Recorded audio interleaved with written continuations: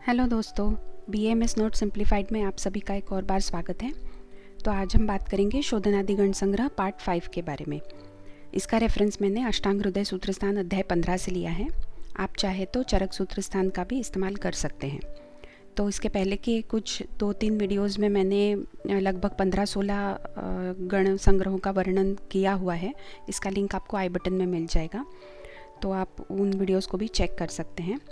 अब इस वीडियो में हम आगे के कुछ गणों का वर्णन देखेंगे। ये वो द्रव्य हैं जो शोधन यानी कि वमन विरेचन आदि जो पंचकर्म हैं उनके लिए उपयोगी औषध गण हैं। तो देखेंगे कि उनमें कौन कौन से गण आते हैं और कौन कौन से द्रव्य संग्रह आते हैं। अगर आपको हमारे ये ऑडियो फॉर्मेट वाले नोट्स पसंद आते हैं तो प्लीज़ इस चैनल को लाइक, सब्सक्राइब और शेयर करना मत भूलिए। और अगर आपको ऑडियो फॉर्मेट पसंद नहीं है तो कोई बात नहीं, इस वीडियो का ऑडियो आप म्यूट कर सकते हैं और उसके बाद इन नोट्स को आप रिटर्न नोट्स की तरह इस्तेमाल कर सकते हैं।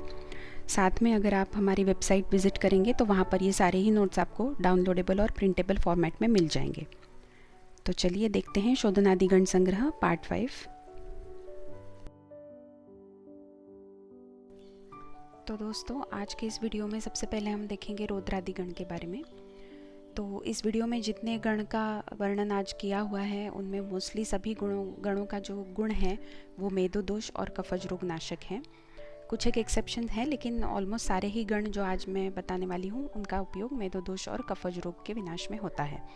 तो इन गणों को एक साथ याद रख के आप उनके उपयोगों को भी एक साथ याद रखने में आपको मदद होगी।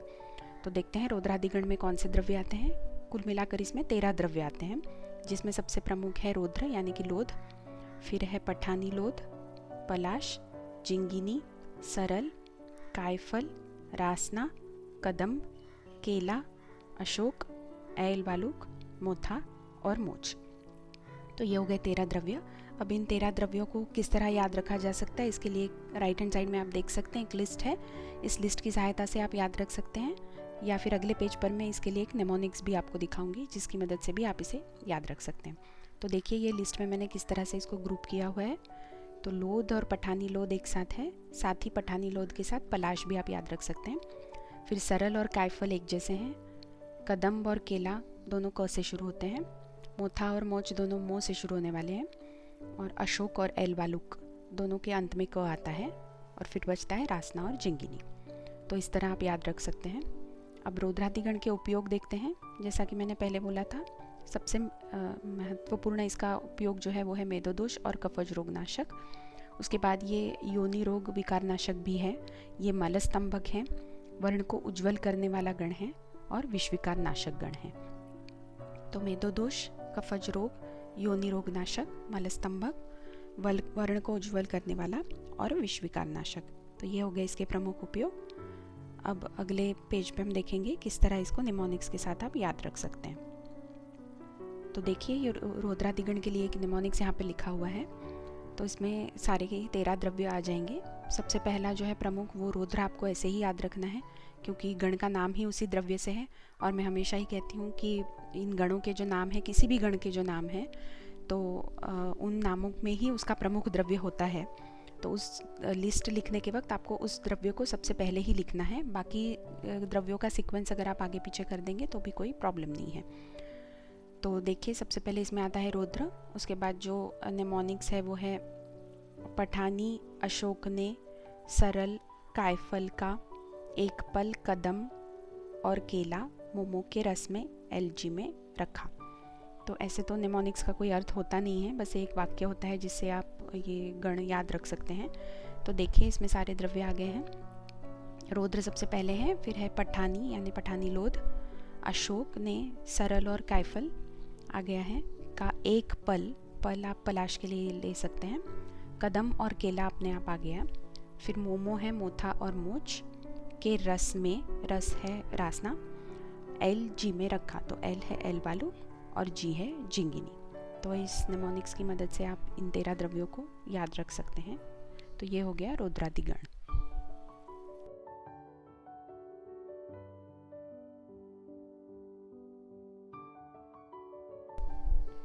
तो दोस्तों इसके बाद हम देखेंगे अर्कादि गण के बारे में। अब अर्कादि गण में भी 13 द्रव्य आते हैं। अब ये कौन कौन से हैं? सबसे प्रमुख तो है अर्क यानी कि आग, या जिसे हम मदार भी कहते हैं। उसके बाद आता है अलर्क, तो अर्क और अलर्क। इसके बाद आता है नागदमन, कलिहारी, भारंगी, रासना, ऊंट कटारा, करंज, अपामार्ग, मालकांगनी, डिठौरी, दोनों श्वेता और तापस वृक्ष। तो ये 13 द्रव्य अर्कादि गण में आते हैं। राइट साइड में आप देख सकते हैं मैंने इसको ग्रुपिंग करके एक लिस्ट बनाई हुई है। तो अर्क, अलर्क और अपामार्ग आप एक साथ याद रख सकते हैं। तीनों ही अ से शुरू होने वाले द्रव्य हैं।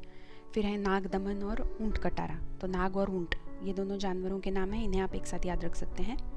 कलिहारी और भारंगी, मालकांगनी और डिठौरी, ये चारों जो हैं वो ई से अंत होने वाले शब्द हैं। कलिहारी, भारंगी, मालकांगनी और डिठौरी, तो इनको आप एक साथ याद रख सकते हैं। और फिर है दोनों श्वेता, तापस वृक्ष, करंज और रासना, ये चारों बचते हैं। तो अर्कादि गण का प्रमुख उपयोग है, जैसा पहले मैंने कहा है, कफज विकार और मेदो रोग, ये सबसे पहले हैं। उसके बाद है विष विकार, कृमि रोग, कुष्ठ रोग और दुष्ट व्रण का शोधक है। तो अर्कादि गण के प्रमुख उपयोग हैं कफज विकार, मेदो रोग, विष विकार, कृमि रोग, कुष्ठ रोग नाशक और दुष्ट व्रण का शोधक। तो ये हो गया अर्कादि गण के 13 द्रव्य। अब अगले पेज पे देखते हैं किस निमोनिक्स के साथ हम इसे याद रख सकते हैं।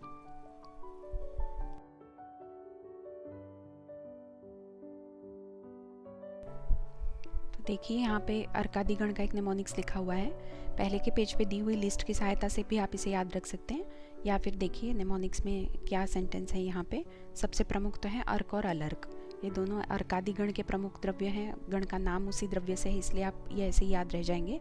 तो अर्क और अलर्क सबसे पहले आपको लिखना है।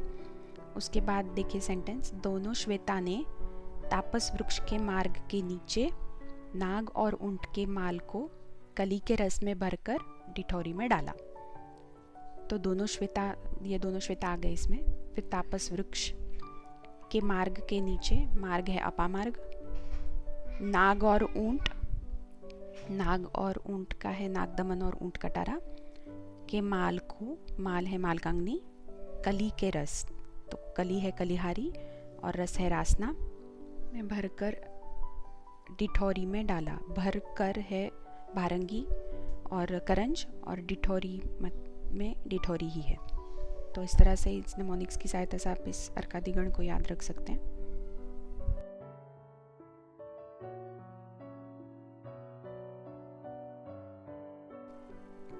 तो दोस्तों इसके बाद हम देखेंगे सूरसादि गण के बारे में। तो सूरसादि गण में कुल मिलाकर 18 द्रव्य आते हैं, जिनमें सबसे प्रमुख है सफ़ेद तुलसी और काली तुलसी। उसके बाद आता है मरुआ, कुठेरक, वायविडंग, खरबूस, मूसाकर्णी, कायफल, कासमर्द, नखछिंकनी, जलधनिया, भारंगी, कारमुका, मकोय, भूकदम्ब, कुचिला, सुगंधि तृण और जटामासी। तो सूरसादि गण को याद रखने के लिए भी राइट साइड में आप एक देख सकते हैं लिस्ट मैंने बनाई है, जिसमें ये द्रव्य ग्रुपिंग करके कुछ लिखे हुए हैं। तो जैसे सफ़ेद तुलसी और काली तुलसी, ये तो प्रमुख द्रव्य हैं, ये एक साथ हो गए। उसके बाद क से आने वाले 5-6 द्रव्य हैं, जो है कुठेरक, कायफल, कासमर्द, कारमुका, कुचिला और खरबूस, इनको आप एक साथ याद रख लें। फिर मरुआ, मूसाकर्णी और मकोई, ये तीनों म से शुरू होते हैं। फिर भारंगी और भूकदम भ से शुरू होने वाले हैं। जलधनिया और जटामासी ज से होते हैं। और नखछिंकनी, वायविडंग, सुगंधि तृण, इनको आप अलग से ऐसे ही याद रख लें। इसके अलावा भी इसको कैसे याद रखा जा सकता है, इसका एक निमोनिक्स अगले पेज पे दिखाऊंगी आपको। तो अब देखते हैं कि सूरसादि गण के उपयोग क्या हैं। तो सूरसादि गण का सबसे प्रमुख उपयोग, जैसे अन्य गणों के बारे में इस वीडियो के लिए मैंने बताया है, कि कफज विकार और मेदो रोग। इसके बाद आता है कृमिज रोग, प्रतिश्याय, अरुचि, श्वास, कास और व्रणशोधन। तो सूरसादि गण के प्रमुख उपयोगों में हैं कफज विकार, मेदो रोग, कृमिज रोग, प्रतिश्याय, अरुचि, श्वास, कास और व्रणशोधन। तो ये हो गए सूरसादि गण और उसमें आने वाले 18 द्रव्य। अब अगले पेज पर देखते हैं कि किस तरह से निमोनिक्स की सहायता से आप इनको याद रख सकते हैं। तो देखिए सूरसादि गण का क्या निमोनिक्स यहाँ पे दिया हुआ है। सारे 18 द्रव्य इस एक वाक्य में आ जाएंगे। तो सफ़ेद तुलसी और काली तुलसी, ये तो आपको ऐसे ही याद रखने हैं, क्योंकि सूरस आदि गण में जो प्रमुख द्रव्य है वो है ही ये दो द्रव्य। तो इसके बाद जो आते हैं वो इस तरह है, कारमुका, मूसाको, वायु के सुगंध से नाक में छींक और कास हुआ। कुचिला ने खरबूज जटा और भूभार को जल से कायकू मकोए से मरवाया। तो देखिए सबका अब मतलब तो कुछ है नहीं, आप बस इस वाक्य को अगर याद कर ले तो ये सारे द्रव्य याद हो जाएंगे आपको। सफ़ेद तुलसी, काली तुलसी, ये प्रमुख द्रव्य हो गए। उसके बाद है कारमुका, जो वैसे ही आ गया है इसमें। मूसा, मूसा है मूसाकरणी के लिए। फिर वायु आ गया है वायुविडन के लिए। सुगंध से नाक में छींक, तो सुगंध जो है वो आ गया सुगंधित तृण के लिए, और नाक में छींक है नक छींकने के लिए। फिर कास हुआ, तो कास है कासमर्द के लिए। अब कुचिला ने खरबूज जटा, तो कुचिला ऐसे ही है, खरबूज भी ऐसे ही है, जटा है जटामासी के लिए। और भू भार को, तो भू है भूकदम और भार है भारंगी को जल से कायकू, जल है जलधनिया से कायकू, तो काय है कायफल और कू है कुठेरक, मकोय से मरवाया, तो मकोय और मरवाया है मरुआ के लिए। तो इस तरह से एक निमोनिक्स की इसकी मदद से आप सूरस आदि गण के ये 18 द्रव्य याद रख सकते हैं।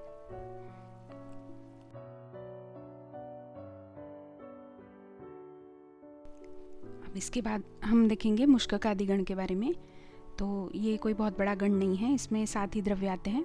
तो मुष्कक आदि गण में सबसे प्रमुख द्रव्य है मुष्कक यानी कि मोखा। उसके बाद है सेहुंड, त्रिफला, चित्रक, पलाश, धव और शीशम। तो ये 7 ही द्रव्य हैं। इनको ये जो राइट हैंड साइड में लिस्ट आप देख रहे हैं, इस ग्रुपिंग के हिसाब से आप याद रख सकते हैं। सबसे प्रथम द्रव्य तो हो गया मुष्कक यानी कि मोखा। उसके बाद सेहुंड और शीशम, ये स श से शुरू होने वाले एक साथ आप इनको ग्रुप कर लें। और फिर त्रिफला और चित्रक, इन दोनों में त्र है, त्रिफला और चित्रक, तो इस तरह इन्हें याद रख लें। और पलाश और धव बचता है फिर। तो 7 ही द्रव्य हैं, इसे याद रखना बहुत ज़्यादा मुश्किल नहीं है। फिर अब देखते हैं इसका उपयोग क्या है इस गण का। तो सबसे पहले इसका उपयोग है गुल्म और प्रमेह में।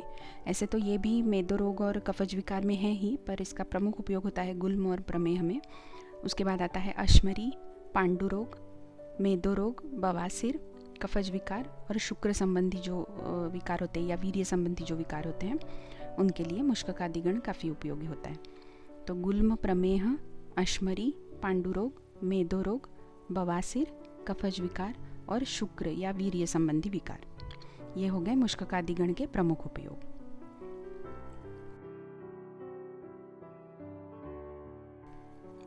तो इसके बाद देखेंगे वत्सक आदि गण के बारे में।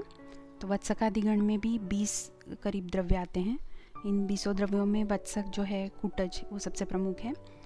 तो बाकी द्रव्य हैं कूटज के बाद मुरवा, भारंगी, कुटकी, काली मिर्च, अतीस, थूहर, इलायची, पाठा, जीरा, सोना पाठा, मैनफल, अजवाइन, पीली सरसों, बालवच, काला जीरा, हिंग, वायविडंग, पशुगंधा और पंचकोल। पंचकोल जिसमें कि पीपल, पिपरामूल, चव्य, चित्रक और सौंठ, ये 5 द्रव्य आते हैं। तो ये हो गए 20 द्रव्य। इनको किस तरह से याद रख सकते हैं मैं अगले पेज पर दिखाऊंगी आपको। इनके उपयोग देख लेते हैं पहले। तो वत्सकादि गण का भी प्रमुख उपयोग जो है वो मेदो रोग और कफज विकार में तो है ही, पर साथ ही ये वातज विकार में पीनस, गुल्म, ज्वर, शूल और बवासीर, इन सब में भी काफ़ी उपयोगी होता है। तो देखिए इसके उपयोग: वातज विकार, कफज विकार, मेदो रोग, पीनस, गुल्म, ज्वर, शूल और बवासीर। तो ये हो गए वत्सकादि गण के 20 द्रव्य और इस गण के उपयोग। अब देखते हैं अगले पेज पे किस तरह से आप इस गण को याद रख सकते हैं।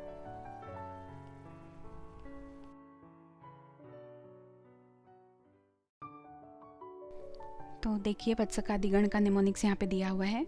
ऐसे लगता है 20 द्रव्य हैं, काफ़ी बड़ी लिस्ट है, इसे याद रखने के लिए मुश्किल हो सकता है, लेकिन आप देख सकते हैं जैसे कि मैंने लिखे हैं यहाँ पर, ये जो पीछे कुछ 8 द्रव्य है वो मसाले हैं जो हमें हमारे किचन में ही मिल जाते हैं। तो उन मसालों को आप याद रख लेंगे आसानी से तो हो जाएगा। और बाकी के द्रव्यों को भी मैंने उस तरह से ग्रुपिंग करके यहाँ पे दिया हुआ है। तो कुटज और कुटकी दोनों क वाले हैं, ये एक साथ रखे हुए हैं। फिर मुरवा और मैनफल म से शुरू होने वाले हैं। पाठा और सोना पाठा को आप एक साथ याद रख लें। बालवच और भारंगी एक साथ आ जाएंगे। पशुगंधा और पंचकोल एक साथ आ जाएंगे। और फिर वायविडंग और थूहर बचता है। और ये 8 जो इसके साइड में लिखे हुए हैं ये मसाले हैं: काली मरीच, अतीस, इलायची, जीरा, काला जीरा, अजवाइन, पीली सरसों और हींग। तो निमोनिक्स भी यहाँ पर लिखा हुआ है, वो भी आप देख सकते हैं किस तरह से याद किया जा सकता है इसको। तो देखिए कूटज तो सबसे प्रमुख द्रव्य हो गया, तो वो लिस्ट में सबसे पहले ही आएगा। उसके बाद देखिए निमोनिक्स को, मैना ने सोना और पाठा के पंच पशु के बाल में थूहर भरकर मुरवा को कूटा, काली मरीच और जीरा ने आज जीरा और हींग का अति पीली सरसों से वायु का इलाज किया। तो इसमें कुटज तो प्रमुख द्रव्य हो गया। फिर मैना यानी कि मैनफल ने सोना और पाठा, इसमें सोना पाठा और पाठा दोनों आ गए, के पंच पशु, तो पंच है पंचकोल और पशु है पशुगंधा, बाल में थूहर, तो बाल है बालबच और थूहर, भर कर मुरवा को कूटा, तो भर है भारंगी, मुरवा को कूटा मुरवा। और फिर काली मरीच और जीरा ने आज जीरा, इसमें काली मरीच और दोनों जीरा आ गए हैं। और आज है अजवाइन, हींग है, फिर अति पीली, पीली सरसों और अति है अतिस के लिए वायु का इलाज किया, तो वायु है वायुविडन के लिए। तो इस तरह वत्सकादिगण को आप निमोनिक्स की मदद से याद रख सकते हैं। अब देखते हैं वचादिगण और हरिद्रादिगण। तो इसमें भी ज़्यादा द्रव्य नहीं है। वचादिगण में बालबच, नागरमोथा, देवदारू, सोंठ, अतीस और हरितकी, ये 6 द्रव्य है। और हरिद्रादि गण में हल्दी, दारू हल्दी, मुलहठी, पृष्ठपर्णी और इंद्रजौ, ये 5 ही द्रव्य हैं। और इन दोनों ही गणों के उपयोग जो है वो कॉमन उपयोग हैं, जैसे कि आमातिसार, मेदो रोग, कफज रोग, आढ़्यवात जिसे हम उरुस्तंभ भी कहते हैं, और स्तन्य दोषनाशक। तो इन दोनों ही गणों के आप द्रव्य याद कर लेंगे तो उपयोग दोनों के लिए समान ही है। तो वचादिगण का सबसे प्रमुख द्रव्य है बालबच और हरिद्रादिगण का है हल्दी। तो बालबच, नागरमोथा, देवदारू, सोंठ, अतीस और हरितकी, ये हो गए वचादिगण। और हरिद्रादिगण में हल्दी, दारू हल्दी, मुलहठी, कृष्णपर्णी और इंद्रजौ। तो इस तरह से वचादिगण और हरिद्रादिगण और उसके उपयोग हो गए। तो अब अंत में हम देखेंगे प्रियंगवादी गण के बारे में। तो प्रियंगवादी गण में सबसे प्रमुख द्रव्य है प्रियंगु, यानी कि प्रियंगु या प्रियंगु पुष्प। उसी के बाद आता है पुष्प, अंजन युग्म, पद्मा, कमल का केसर, मजिट, जवासा, सेमल, सेमल की गोंद, नमस्कारी, नाग केशर, सफ़ेद चंदन और धाय के फूल। तो राइट हैंड साइड में देखिए किस तरह से इसका ग्रुपिंग करके लिस्ट बनाई हुई है। तो प्रियंगु या प्रियंगु पुष्प, पुष्प और पद्मा, इन तीनों को आप एक साथ याद रख लें। फिर कमल का केसर, धाय के फूल, ये दोनों को आप एक साथ याद रख लें। एक द्रव्य का केसर है, दूसरे द्रव्य के फूल हैं। फिर है अंजन युग्म, दोनों काला और सफ़ेद सुरमा दोनों आते हैं इसमें। फिर सेमल और सेमल की गोंद और सफ़ेद चंदन, ये तीनों स से शुरू होने वाले द्रव्य हो गए। फिर नागकेशर और नमस्कारी और मजिठ और जवासा। तो इस तरह ग्रुपिंग करके प्रियंगवादी गण को आप याद रख सकते हैं। प्रियंगवादी गण के उपयोग जो है वो इसके बाद जो अंबष्ठादि गण है उसी के साथ ही मैं बताऊंगी, क्योंकि इन दोनों ही गणों के उपयोग जो है वो समान ही हैं, कॉमन हैं। तो वो हम अंबष्ठादि गण देखने के बाद देखेंगे। तो अब इसके बाद आता है अंबष्ठादि गण। तो अंबष्ठादि गण में सबसे प्रमुख द्रव्य जो है वो है अंबष्ठा या फिर पाठा। और इसके बाद आता है मुलहठी, लज्जावंती, पारस पीपल, पलाश, धमासा, लोध, धाय के फूल, बेल की गिरी, सोना पाठा और कमल का केसर। तो कुछ एक द्रव्य इनमें से प्रियंगवादी गण के साथ मिलते जुलते हैं और कुछ थोड़े अलग हैं। तो इस तरह राइट साइड में जो लिस्ट देख रहे हैं आप, अंबष्ठा, मुलहठी, लज्जावंती, ये सब मैंने ग्रुपिंग करके यहाँ पे लिखे हुए हैं। तो अंबष्ठा तो प्रमुख द्रव्य हो गया, मुलहठी और लज्जावंती दोनों ई से अंत होने वाले शब्द हैं, पारस पीपल और पलाश दोनों प वाले शब्द हैं, धमासा और लोध दोनों में ध हैं, धाय के फूल, बेल की गिरी, कमल का केसर, ये तीनों जो है द्रव्यों के विशिष्ट अंग इस्तेमाल हुए हैं यहाँ पे, धाय के फूल, बेल की गिरी और कमल का केसर। तो इन तीनों को मिला के आप एक साथ याद रख लें। और अंत में बचता है सोना पाठा। तो अंबष्ठा यानी कि पाठा और सोना पाठा, इन दोनों को आप मिला के एक साथ भी याद रख सकते हैं। तो ये हो गया अंबष्ठादि गण। अब अगले पेज पे देखेंगे इन दोनों गणों के उपयोग क्या हैं।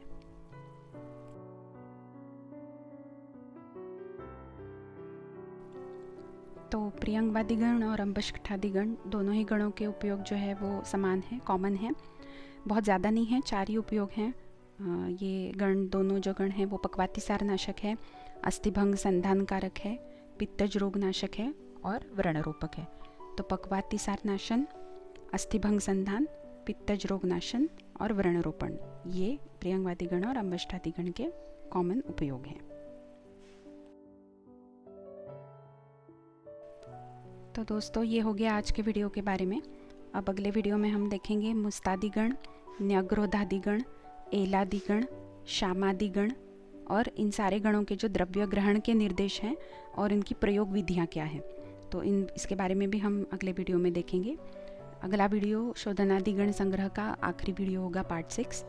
तो आगे के इसके पहले के सारे वीडियोस जो हैं वो आपको लिंक्स मैं आई बटन में दे दूँगी और आप मेरे चैनल पे जाके भी सारे वीडियोस बाकी के देख सकते हैं। तो उम्मीद करती हूँ आपको ये ऑडियो फॉर्मेट वाले नोट्स पसंद आ रहे होंगे। अगर पसंद आ रहे हैं तो प्लीज़ इसे अपने दोस्तों के साथ लाइक, शेयर और सब्सक्राइब करना ना भूलिए। और अगर नहीं पसंद आ रहे हैं तो प्लीज़ इन वीडियोस के ऑडियो को आप म्यूट कर दीजिए, तो इन वीडियोस को आप रिटन नोट्स की तरह भी इस्तेमाल कर सकते हैं। और अगर आप हमारी वेबसाइट पे जाएं तो वहाँ पर ये सारे नोट्स आपको डाउनलोडेबल और प्रिंटेबल फॉर्मेट में मिल जाएंगे। तो जल्दी ही मिलूँगी आपको शोधनादि गण संग्रह पार्ट 6 लास्ट वीडियो के साथ। तब तक के लिए bye bye and take care.